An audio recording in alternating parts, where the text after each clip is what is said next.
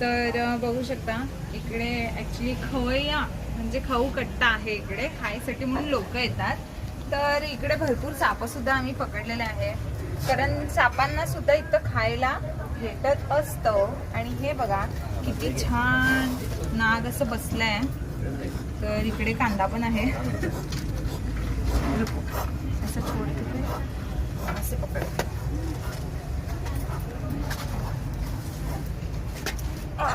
तर बघू शकता कसं त्यानं फणा काढला आणि इकडे त्याला खायला पण मिळतंय म्हणूनच इकडे साप येतात. नाग आलेत आणि कितींदा असे धामण सुद्धा भेटले.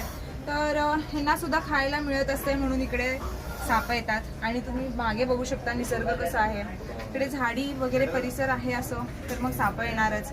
एवढे साप आलेत, खरं कधी धोका झालेला नाही आहे. म्हणजे नाग आलेत, धामण सुद्धा आलेत जसं मी म्हटलं. तर कधी असं बाईट किंवा काहीतरी हार्म नाही झालेला आहे कुठल्या लोकांना किंवा काही. तर या इकडे. आणि तुम्ही मागचं परिसर तर बघितलाच, आता समोरचं सुद्धा बघा.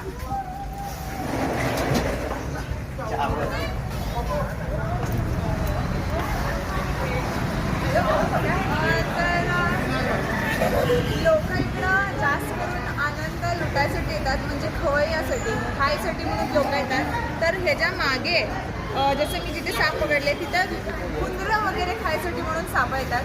तर पूर्ण एरिया तुम्ही बघू शकता, सगळेजण खायला आलेले आहेत. हा समोरचा भाग आहे जिथं खाण्यासाठी म्हणून एवढे सगळे खायसाठी येतात आणि मजा घ्यायसाठी येतात. तर सापसुद्धा इथं मजा घ्यायसाठी येतात. मागच्या साईडला हुंडी वगैरे खायला.